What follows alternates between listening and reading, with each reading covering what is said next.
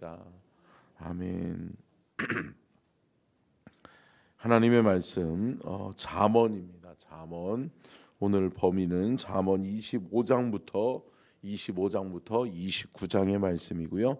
29장을 읽고 말씀의 은혜를 나누도록 하겠습니다. 잠언 29장을 같이 읽도록 하겠습니다. 자주 책망을 받으면서도 목이 곧은 사람은 갑자기 패망하고 피하지 못하리라.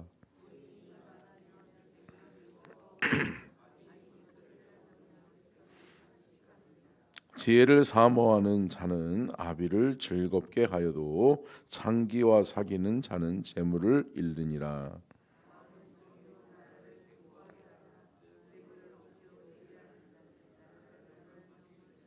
이웃에게 아첨하는 것은 그의 발 앞에 그물을 치는 것이니라.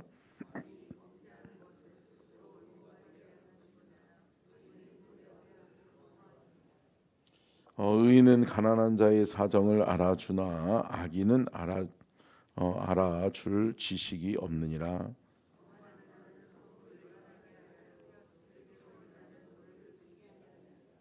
지혜로운 자와 미련한 자가 다투면 지혜로운 자가 노하든지 웃든지 그 다툼은 그침이 없느니라.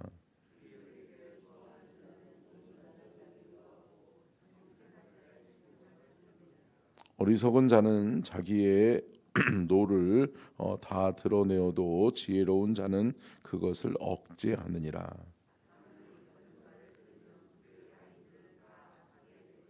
가난한 자와 포악한 자가 섞여 살거니와 여호와께서는 그 모두의 눈에 빛을 주시느니라.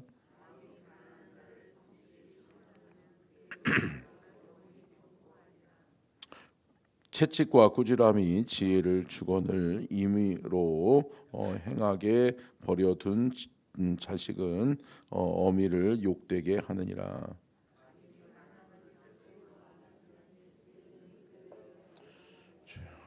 내 자식을 징계하라. 그리하면 그가 너를 평안하게 하겠고 또 내 마음에 기쁨을 주리라.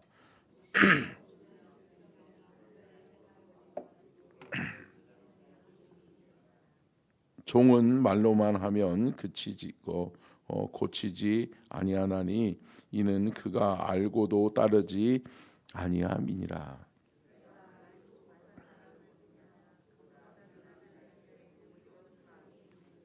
종을 어렸을 때부터 곱게 양육하면 그가 나중에는 자식인 채 하리라.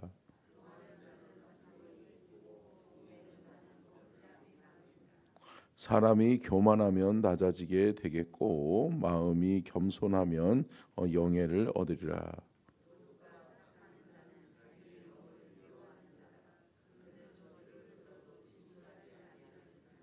사람을 두려워하면 올무에 걸리게 되거니와 여호와를 의지하는 자는 안전하리라.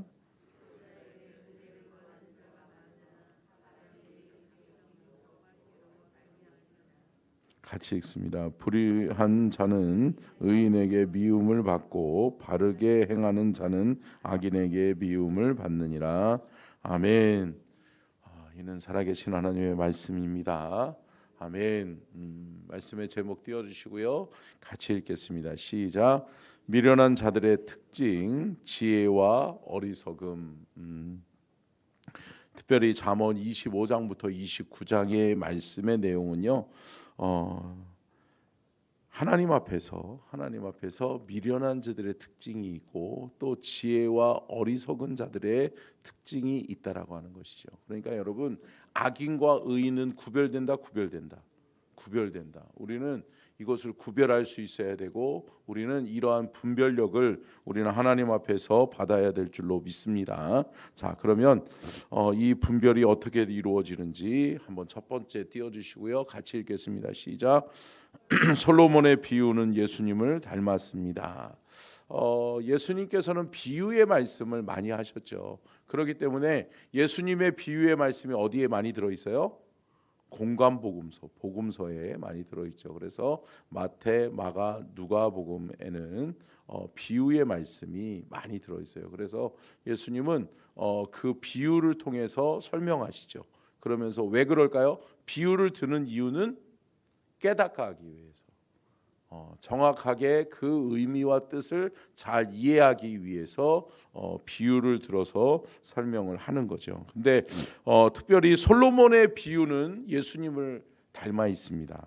우리가 이 비유의 말씀은 히브리어로 멜리차라고 하는 단어를 쓰는데, 이 멜리차라고 하는 이 비유라고 하는 단어의 뜻은 의미를 함축하는 말이나 풍자를 일컫는 거예요.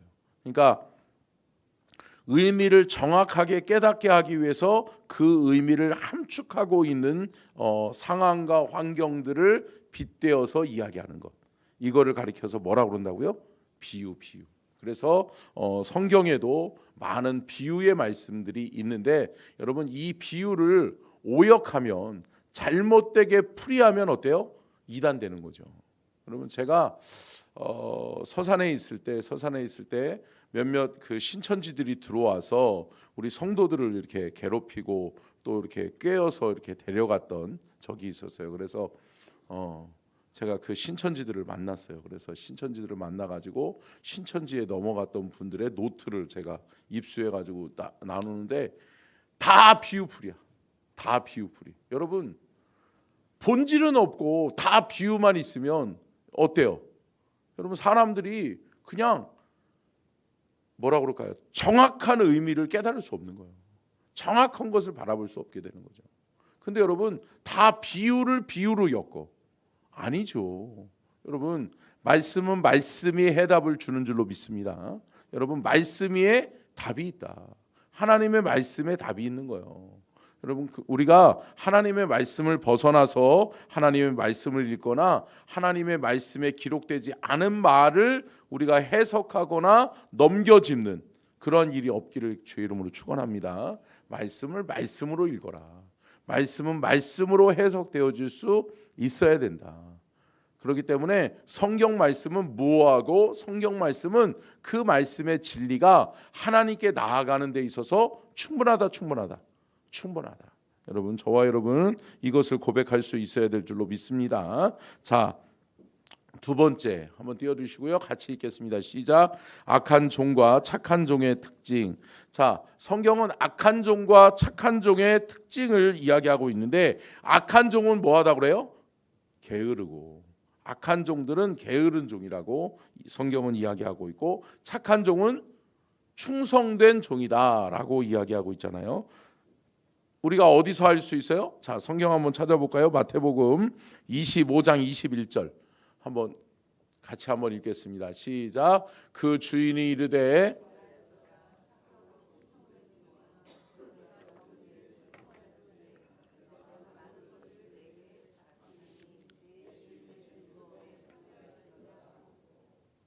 아멘. 여러분 달란트 비유죠. 달란트 비유.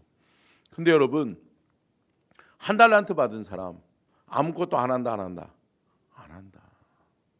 주인을 제대로 모르면서 자기가 아는 척한다. 그죠? 이런 특징이 있는 거죠. 그런데 이런 악하고 게으른 종들의 특징이 뭐예요? 결국은 악한 종은 게을러서 아무것도 하지 않아요. 에이, 그냥 아무것도 안 하는 게 차라리 낫지라고 생각을 해요. 그런데 여러분 착한 종들은 어때요? 착한 종은 충성되게 일해요. 최선을 다해요. 하나님 앞에 하나님이 주시는 힘으로 능력으로 내가 감당해야지, 해보자, 하면 된다, 해보자, 할 수 있다라고 하는 긍정적인 믿음을 가지고 하는 거예요. 그러니까 여러분 하려고 하는 사람들 될 수 있기를 주의 이름으로 축원합니다. 내가 주를 위해서 뭐라도 해보자. 어제도 수요 예배 때도 그런 말씀의 은혜가 하나님께서 주셨는데, 아무것도 하지 않으면 아무 일도 일어나지 않는다. 여러분 저는 하나님 앞에 작년에 기도하면서 하나님이 그렇게 말씀하시는 거예요. 너 아무것도 하지 않으면 아무 일도 일어나지 않는다. 서천중앙교회는 주를 위해서 뭔가라도 하는 교회가 되어져야 될 줄로 믿습니다. 할 때 하나님이 도와주시는 거지, 가만히 있고 아무것도 안 하고 이거는 이래서 안 되고 저거는 저래서 안 되고 하다 보면 할 거 아무것도 없어요. 여러분 가만히 있으면 교회가 성장하나요? 아니요. 천만의 말씀이요. 여러분 마이너스 되는 거예요. 빠져나가는 거예요. 흩어지는 거예요. 여러분 진리를 찾아 떠나는 거예요. 여러분 우리는 말씀 위에 굳게 서서 우리 교회는 하나님이 기뻐하시는 일들을 뭐하는 교회? 하는 교회. 아멘. 하는 교회 되어져야 될 줄로 믿습니다. 아멘. 그것이 착한 종의 특징이다라고 하는 거죠. 자, 세 번째 한번 띄워주시고요. 같이 읽겠습니다. 시작. 미련한 자의 특징은 스스로 지혜롭다 생각합니다. 참 미련한 자들은 어때요? 자신이 스스로 어때요? 자신이 스스로 지혜롭다고 생각하는 거예요. 나는 지혜로워. 그러면서 미련한 자들의 특징은 자기 자신의 만족을 가지고 살아가요. 그렇지만 여러분 지혜로운 사람들은 어때요? 늘 부족하다고 생각하고 하나님 앞에 무릎 꿇고 하나님 앞에 기도하고 하나님 앞에 지혜를 구하고. 할렐루야. 여러분 하나님을 의지하는 사람은 지혜로운 사람이에요. 아멘. 여러분 그런데 미련한 자는 하나님 의지하지 않아요. 왜? 내가 생각하는 것이 옳다라고 생각하는 거예요. 내가 생각하기에 옳은 소견대로 행하는 거예요. 여러분 기도해보지 않고 뭔가를 하려고 하는 거 참 어리석은 거예요. 여러분 저와 여러분은 하나님 앞에 기도하고 하나님이 기뻐하시는 일이라면 하고, 아멘. 여러분 하나님이 기뻐하시지 않는 일이라면 하지 않는, 여러분은 저와 여러분은 하나님 앞에 묻고 하나님 앞에 듣고 순종하는 저와 여러분이 될 수 있기를 주의 이름으로 축원합니다. 자, 잠언서 26장 5절인데요. 26장 5절 같이 한번 읽겠습니다. 시작. 미련한 자에게는 그의 어리석음을 따라 대답하라.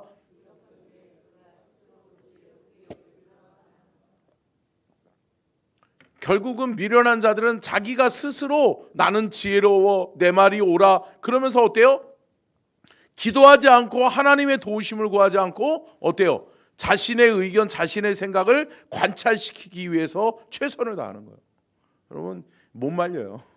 그죠? 여러분 어리석은 자는 자기가 옳기 때문에 자기의 신념에 확신에 차 있기 때문에 어때요? 그런 사람이 이기기 힘들어요. 그런데 여러분 어때요?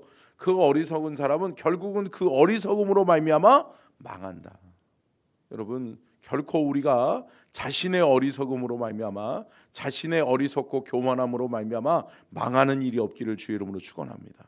아멘이시죠? 여러분 저와 여러분은 하나님 앞에 무릎 꿇고 하나님 앞에 구하고 묻고 듣고 순종하는 믿음의 영적 선순환 구조가 우리의 삶 가운데 이루어지기를 주의 이름으로 축원합니다. 아멘. 네 번째죠. 같이 한번 읽겠습니다. 시작. 가난한 자를 구제하는 사람은 궁핍함을 당하지 않습니다. 아멘. 그래요. 이게 성경적인 원리예요. 주면 얻는 거예요. 그래서 성경에는 역설이 많이 나와요. 역설이라고 그러죠. 왜요? 죽으면 산다. 아니 죽으면 어떻게 살아요? 근데 여러분 죽으면 살잖아요. 할렐루야. 여러분 영적으로 우리가 죽으면 우리는 사는 역사가 있게 될 줄로 믿습니다. 우리는 이러한 역설 속에 살아가는 거예요. 이 역설의 주인공들이 되는 거예요. 아멘. 주라. 그리하면 후히 되어 너희에게 안겨주겠다. 할렐루야. 주면 베풀면 흘려보내면 어때요? 얻게 되는 거예요. 그 얻게 하시는 분이 누구다? 하나님 계시니까. 여러분 이 역설 속에 주관자는 누구예요? 하나님이시라는 거예요. 우리가 죽으면 살리실 분이 있는 거고 우리가 주면 우리에게 주실 분이 있는 거예요. 아멘. 사랑하는 성도 여러분, 이게 중요해요. 하나님을 인식하고 하나님의 영적 주권을 인정하고, 아멘. 그래서 하나님 앞에 여러분 가난한 자에게 주는 것은 누구에게 구워주는 것이다? 하나님께 구워드리는 것이다. 할렐루야. 여러분 베푸는 성도님들 되시기를 주의 이름으로 축원합니다.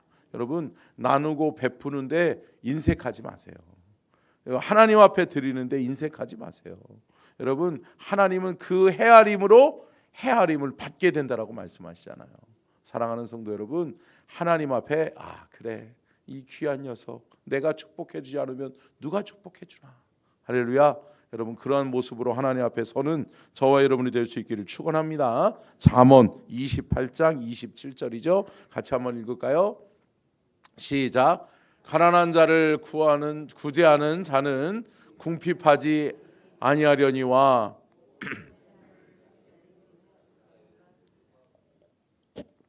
아멘. 여러분 가난한 자를 외면하지 마세요. 가난한 자를 외면한 자는 어떻게 된다고요? 저주가 크니라. 여러분 궁핍한 자를 돌아보고 그 어려운 자를, 가난한 자를 구제하는 저와 여러분이 될 수 있기를 주의 이름으로 축복합니다. 아멘. 다섯 번째죠. 같이 한번 읽겠습니다. 시작. 나라는 정의로 견고해지고 뇌물로 망하게 됩니다. 아멘. 여러분 나라는 공의가 바로 서 있어야 돼요. 법치가 바로 서 있어야 돼요. 그래서 법적인 이 질서와 영적 공의가 무너져 버리면 나라는 망하는 거예요. 여러분 우리는 이거를 볼 수 있고 우리가 깨달을 수 있기를 주의 이름으로 축원합니다. 근데 여러분 참 이 나라가 참 안타깝죠. 제가 늘 말씀드리는 거지만 여러분 나라가 운영되어지기 위해서는 여러분 온전히 서로의 견제가 이루어져야 되거든요. 한쪽으로 무너져 버리면 안 되거든요. 근데 여러분 이게 무너졌어. 공의가 무너졌어. 여러분 하나님의 영적 질서가 우리나라는 회복되어져야 될 줄로 믿습니다. 이 나라를 위해서 기도할 때 하나님 정의의 나라, 하나님의 공의가 바로 선 나라 되게 해달라고 우리는 기도해야 될 줄로 믿습니다. 또 뭘로 망한다고 그래요? 뇌물로 망한다라고 말씀하잖아요. 여러분 결국은 불의가 판치는 나라는 견고하게 설 수 없어요.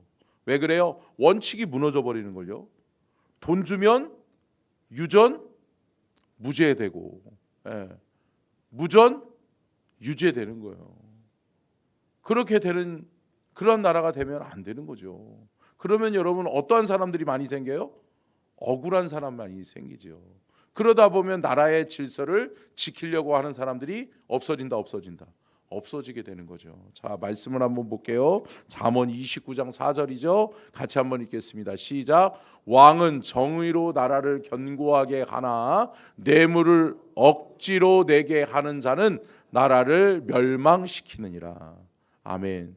여러분 이 나라가 이렇게 되지 않기를 여러분 저와 여러분은 기도하고 아멘.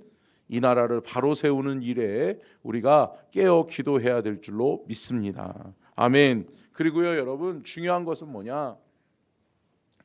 나라가 세워지기 위해서는 전체의 국민이 합의할 수 있는, 전체의 국민이 인정할 수 있는 기준이 세워져야 돼요. 아멘. 여러분 뭐 어때요? 제가 늘 말씀드리지만 운동회 할 때나 아니면 학교 초등학교 때 국민학교였죠. 저희 때는 그러면서 국민학교 초등학교 때 어때요? 딱 학교에 가면 1학년 때 뭐 가르쳐요? 기준 가르치잖아요. 그러면서 양팔 간격 좌우로 나란히 앞으로 나란히 이거 가르치잖아요. 왜 그래요? 질서를 잡기 위해서 그러는 거죠. 질서는 바로 잡히기 위해서는 뭐가 필요하다? 기준이 필요하다. 올바른 기준이 온 국민이 합의할 수 있는, 온 국민이 인정하고 그래 저거는 우리나라의 기준이야. 저거는 우리나라가 꼭 그래서 뭐예요? 국방의 의무, 납세의 의무 이것들은 다 인정하는 거잖아요. 할렐루야.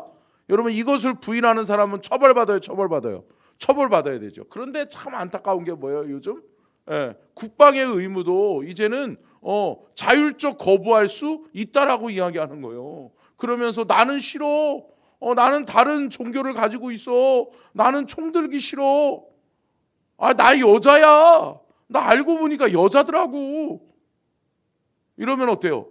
그러면 안 가는 거야. 그러면 안 된다. 안 되는 거죠. 자, 보세요. 잠언 29장 18절. 잠언 29장 18절. 시작. 묵시가 없으면 백성이 방자히 행하거니와 율법을 지키는 자는 복이 있느니라. 아멘. 율법의 중심이 뭐라는 거예요? 묵시라는 거예요. 묵시가 뭐예요? 결국은 하나님의 말씀이잖아요. 아멘. 할렐루야. 하나님의 말씀이 기준되는 삶이 우리 안에 있기를 주의 이름으로 축원합니다. 여러분, 하나님의 나라는 말씀이 기준이다. 함께 따라하겠습니다. 하나님의 나라는 말씀이 기준입니다. 여러분, 이 하나님의 말씀이 기준임을 우리는 잊지 말아야 될 줄로 믿습니다. 그러니까 말씀에 어긋난 것은 절대 하면 안 되는 거예요. 말씀에 없는데 우리끼리 그려. 당신도 좋아? 나도 좋아. 오케이, 좋았어. 우리가 그렇게 하면 돼. 이게 아니에요.